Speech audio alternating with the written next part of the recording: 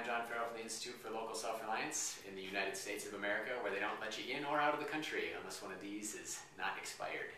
So unfortunately, I'll be delivering my remarks virtually today, but I think you'll be all right. The slides, I trust, are much more interesting than watching me. Thanks so much for understanding. Before I begin, I just want to give a little bit of background on the Institute for Local Self-Reliance. We've been at this work for over 35 years, and in our approach to energy, we see fundamentally a system in transition. That last century's electricity system was a centralized system where power generation was done at large-scale fossil fuel or nuclear power plants, often owned by vertically integrated utilities, and that power was generated at these big plants and sent through a one-way system down to the distribution system and then down to our cities and homes and businesses where people use electricity. And as the result of the coming of cost-effective renewable energy, that system is fundamentally changing. And that tomorrow's electricity system is going to be a distributed network of renewable energy generation with solar PV or wind power generated close to where we use electricity and often owned by the very people who are going to be using that electricity. It's going to be a system transforming people from consumers into producers.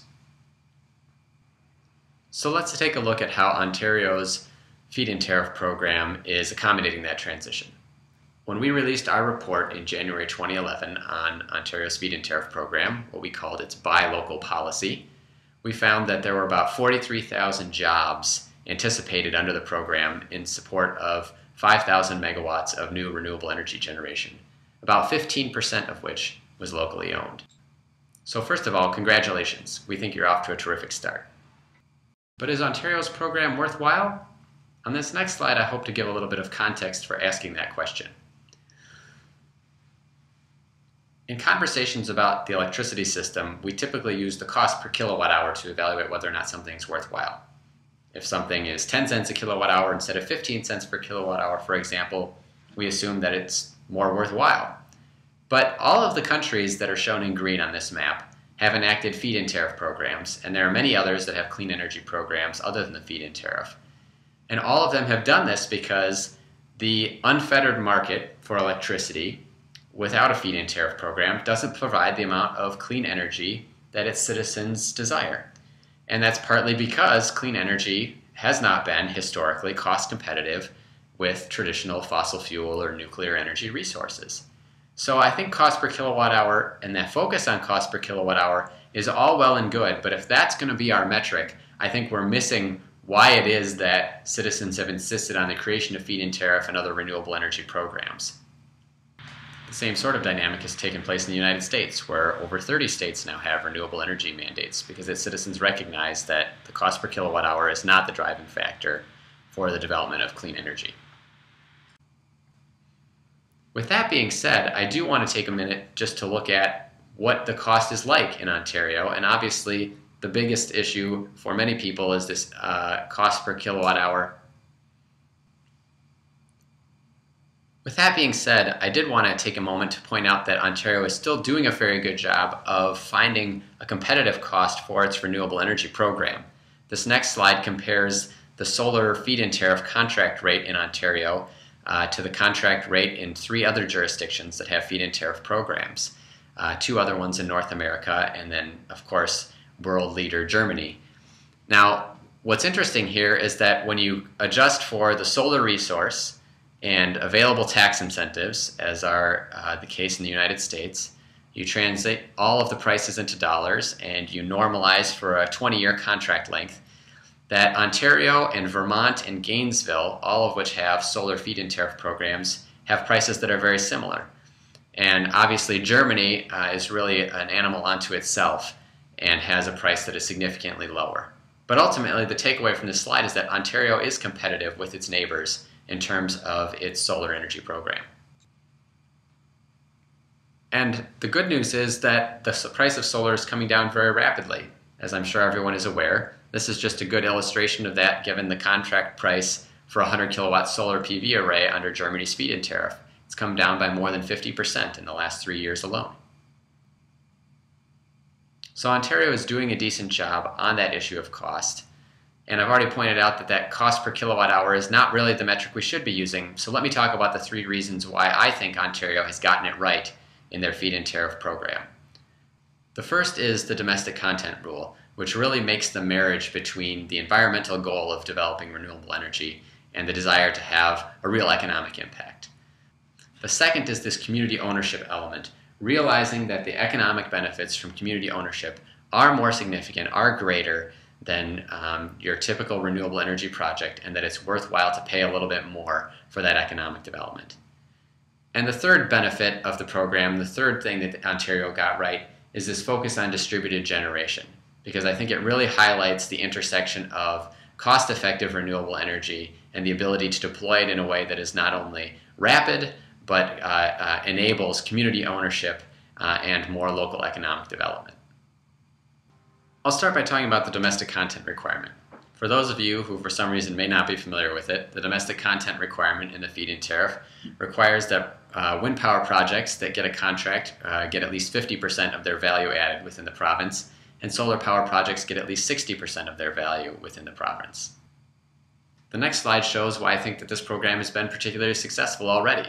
In our report, we looked at 22 manufacturing plants across the renewable energy supply chain that were projected to open under the feed-in tariff program, creating 2,000 to 3,000 jobs in the manufacturing sector, which on average in Canada pays about $30 an hour. Now, I think it's pretty fair to argue that very few of these manufacturing plants were likely to show up without this domestic content requirement. And the good news is that the costs per job associated with this program, with the feed-in tariff program, I think are fairly reasonable.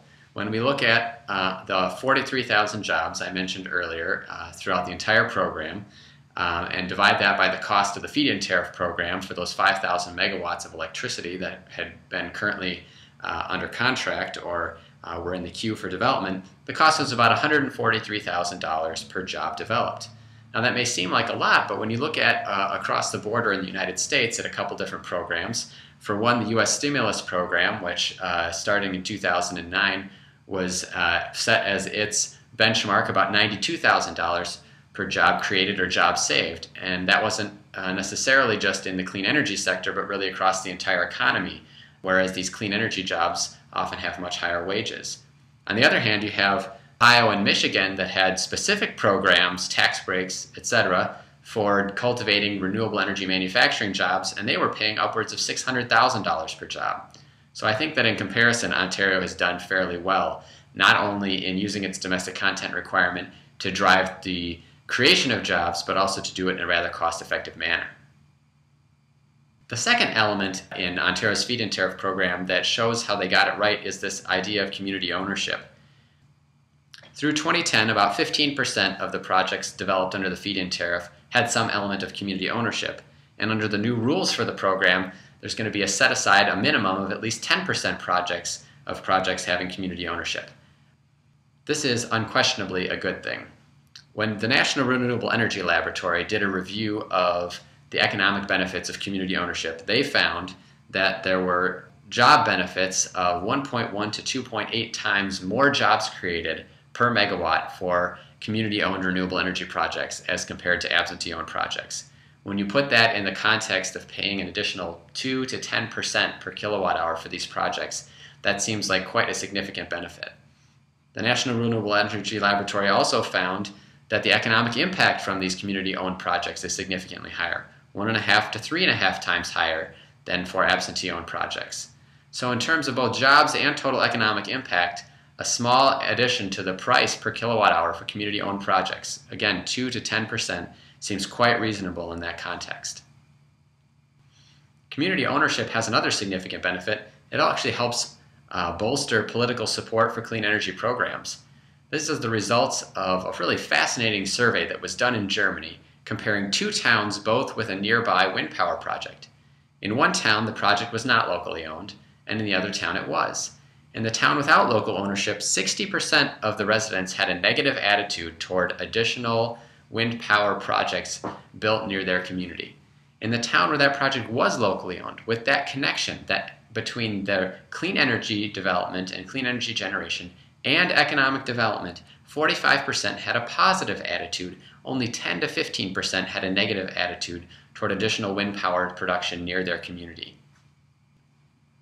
Given the results of the recent provincial election and how narrowly the feed-in tariff program remained alive, I think that this only highlights why not only the domestic content requirement and its focus on that economic development component and the jobs, but also the community ownership element of the feed-in tariff program are so crucial to maintaining its political support. In contrast, when you look at the United States and its renewable energy programs, in the last year alone, there's been a 10 percentage point drop in support for renewable energy as compared to cultivation of more fossil fuel energy resources. And I think that comes as no surprise when U.S. clean energy programs very rarely have explicit connection between the cultivation of more clean energy and those economic development goals. The connection in the U.S. is much more implicit, it's much more indirect, and I think therefore the political support is that much more volatile. So both the domestic content requirement and the focus on community ownership have really strengthened the feed-in tariff program in Ontario. But I think a third strength of the program is this focus on distributed generation, in particular because it's a very cost-effective way to deploy renewable energy. This first chart illustrates how distributed solar really has sort of a sweet spot at a medium scale size, that when you have distributed solar energy projects, maybe up to a megawatt or even 5 megawatts, but they can still be built close to where people use electricity and interconnect to the distribution network rather than the transmission system, they can actually deliver electricity at a lower cost than the largest scale solar power projects. The same kind of dynamic is taking place in wind power, where it's not the biggest projects or the smallest projects that are most cost effective, but again, there's this sweet spot. Wind power projects 5 to 20 megawatts were the cheapest to install in 2010. I think that dynamic continues, and it really highlights why a focus on distributed generation is a winning strategy for deploying clean energy cost effectively and quickly. Speaking of quickly, when we look at, for example, Germany's solar program, we have this incredibly rapid growth in the deployment of solar power in Germany, perhaps even a little bit faster than policymakers had intended. But one of the reasons it worked so fast or developed so fast in Germany was because 80% of it was on rooftops in projects 100 kilowatts or smaller. They were putting that solar up so quickly because they were doing it in a way that was very quick to deploy. When you want to build a 5 megawatt or a 20 megawatt solar project, there are a lot of permitting issues, land acquisition, a lot of development, pre-development that goes into the project. When you're talking about putting up a 100 kilowatts rooftop array, it can be done in a matter of weeks. And in fact, Germany was not only doing it quickly, but at a price of $2.24 per watt installed, cheaper than anywhere else in the world for comparable sized installations. So in conclusion, I would unequivocally say that Ontario's feed-in tariff program is worth it.